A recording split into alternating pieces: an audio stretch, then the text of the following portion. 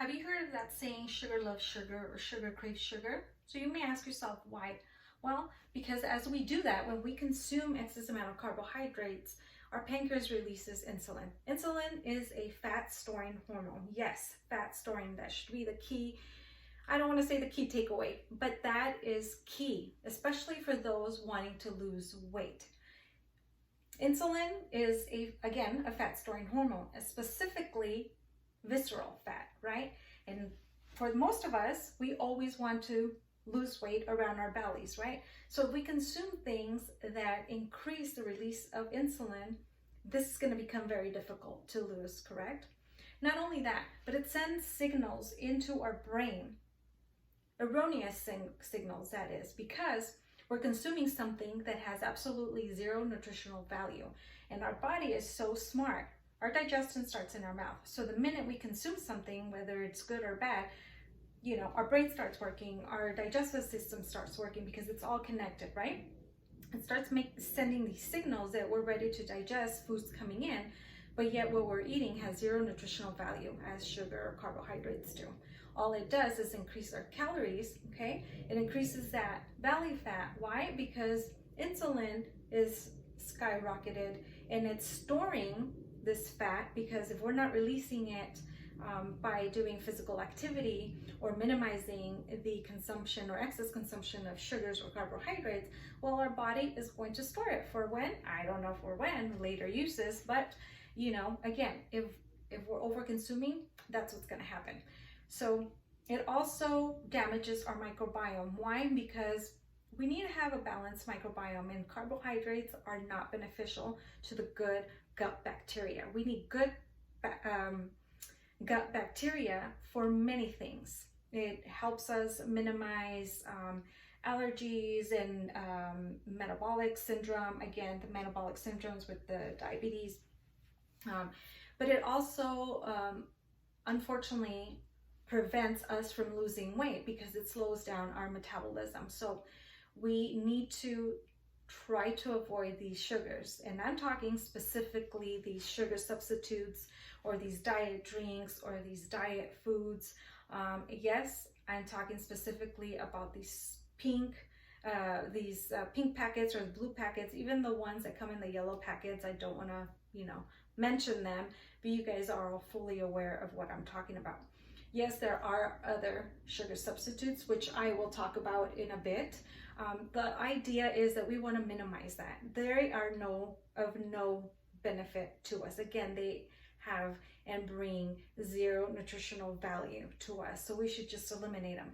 But I'm a health educator, and so I'm fully aware that telling someone you need to stop consuming sugar or not adding sugar to your beverages, or if you're making, I don't know, baked goods, that would be wrong of me to say, because it's a process for people to be able to start eliminating things. So if you are wanting to substitute, I will give you an idea, and I'm sure you've seen many of these products before.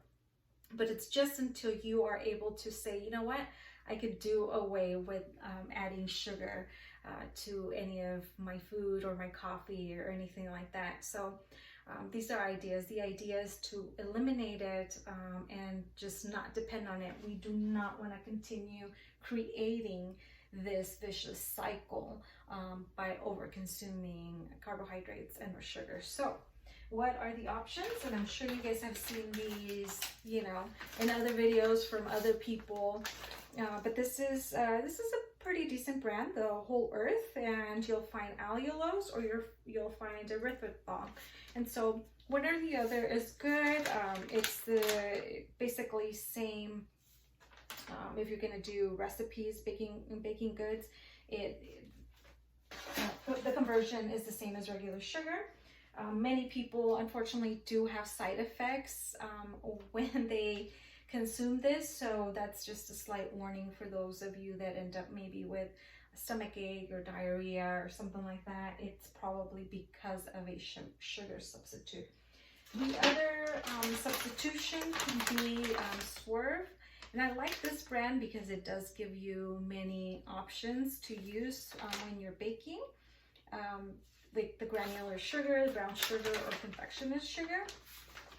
And so that would be an option as well. And then of course you have your stevia leaf extract that usually come in these little bottles. And these are highly concentrated, again, because it's an extract. If there's any two that I would probably recommend would be monk fruit. This one also has the brown sugar. This one's obviously the classic granulated one, and or the wholesome organic cane sugar. So if you want to stick to regular, to like pure original sugar, then this would be the route to go. However, please note that this still offers calories compared to any of these. These are 0 calories. So say you're following, I don't know, a paleo. I don't know that in paleo you can even use sugar, but like maybe a keto diet, these are still allowable. Again, the idea is to not have to use any sweeteners on anything. But if you do, those would be my recommendations. And then this one, of course, in limited amounts, just because I know it's natural. So I am not getting sponsored. I do want to make note of that. Not sponsored. These are just the ones that I've had because I've used them. I used them early on as I was kind of transitioning out of avoiding all sugars. And as you can see, there's 2 packets that are basically 3 packets that are basically brand new, because then I quickly realized I didn't end up needing it or craving it anymore. So it's a process, and I understand it and I respect it. There's no such thing as telling someone you got to do this and you have to do it now and you have to do it this way. We are all in different stages of changing lifestyles. So take your time, do it right. Sometimes when you rush into it, that's when people end up giving up because they're not seeing results. But again, here the goal is to understand and note that sugar creates negative reactions in our bodies, and we don't want that. We want to keep ourselves healthy. We want to be able to lose the weight if we have to, and sometimes these sugar substitutes actually prevents us from losing weight because it slows our metabolism down. And again, our body is so smart, so it quickly realizes we're doing one thing for the other, we're switching or substituting one thing for the other, but again, it's of no benefit because there's no nutritional value. So we're trying to trick our body, trying to trick our brain, and it's still wanting to kind of function and do its thing, but there's nothing to do it with. So again, we're tricking it with something that really isn't. So, but again, these are options that you can use if you're still working through that process of eliminating sugar, which I will highly encourage you guys to do. And of course, avoiding high fructose corn syrup, that is hidden in just about every bit of processed food that we find out there. And so is sugar, right? Just regular sugar. So parents, if any parents that are watching, I encourage you to please be very mindful of what you're buying and bringing home to your children. I understand sometimes it's a matter of what you can afford, but you can afford whole fruits and vegetables over bringing things that are processed, and it's just encouraging your children to eat healthier as well. So again, the goal here was to help you guys eliminate and purge the excess consumption of sugars and carbohydrates, and I give you the explanation of why we want to avoid this vicious cycle of increasing insulin, increasing the risk of metabolic syndrome, which causes diabetes or heart conditions, increases our visceral fat, increases our cravings, overconsumption of calories from sugars, or also increases our weight gain. So again, I encourage you to, start limiting and avoiding using substitutions here and there when you can, but eliminate it all completely,